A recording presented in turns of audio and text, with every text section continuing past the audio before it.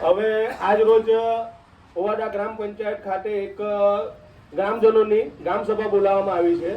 આપણા ઓવાડા ગામ ખાતે ડમ્પિંગ યાર્ડ ટાઈપ વલસાડ નગરપાલિકાનો ટોટલી કચરો એટલે કે મરઘી મરેલી હોય કે દવાખાનાનો કચરો હોય કે ગટરનો કચરો હોય કે ત્યાંના રહીશોનો કચરો હોય એ ટોટલી કચરો આપણા ઓવાડા ગામમાં નાખવાની વાત કરે છે. તો આપણે બધા ગામજનોએ એક ખોબલે ને ખોબલે મત આપેલા હતા ભાજપ સરકારને.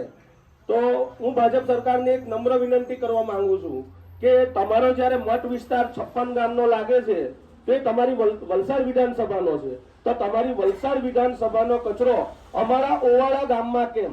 અમે લોકો ઓમ મિનરલ્સ નામક કંપનીથી જે અમારા ઓવાડા ગામમાં આવેલી છે એનાથી પીડાઈ રહ્યા છે.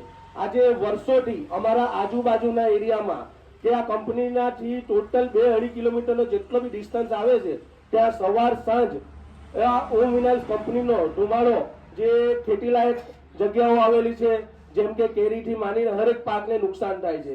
એ નુકસાન અમે ઝેલી રહ્યા છે. ઉપરથી અમારા બાજુના 3 કિલોમીટર દૂરી પર ગુંડલાવ જીઆઈડીસી આવેલ છે. તો એ ગુંડલાવ જીઆઈડીસી ના અંદર જે કોઈ પણ ધુમાડો છે કે જે કોઈ પણ ગેસ ઝેરીલો ગેસ છોડવામાં આવે છે એને લઈને અમે લોકો હાનિ ભોગવી રહ્યા છે. પરંતુ આજે જ્યારે અમને એવું જાણવા મળતું હોય કે ઓવાડા ગામમાં અમારા પંચાયતને પણ એટલે કે ડેપ્યુટી સરપંચ હોય કે અમારા ગામના સરપંચ શ્રી હોય સંધ્યાબેન એમને પણ પૂછા મૂક્યા વગર તંત્ર એમને એમ જો નીકળી આવતું હોય એક ગામના અંદર તો એ કેટલું યોગ્ય કહેવાય એ ગામજનોએ પોતે સમજવાની જરૂર છે. કેમ કે આપણે જ્યારે મત આપેલા ને ત્યારે આપણા આગેવાનો એમ કહેતા હતા કે આપણે આ સરકારને ચૂંટીએ તો આ સરકાર આપણા માટે કંઈક સારું કરે, પણ સારું ક્યાં કરતી છે? સારું કરતી છે કે નથી કરતી એ આપણાને હાલે દેખાઈ જ રહેલું છે.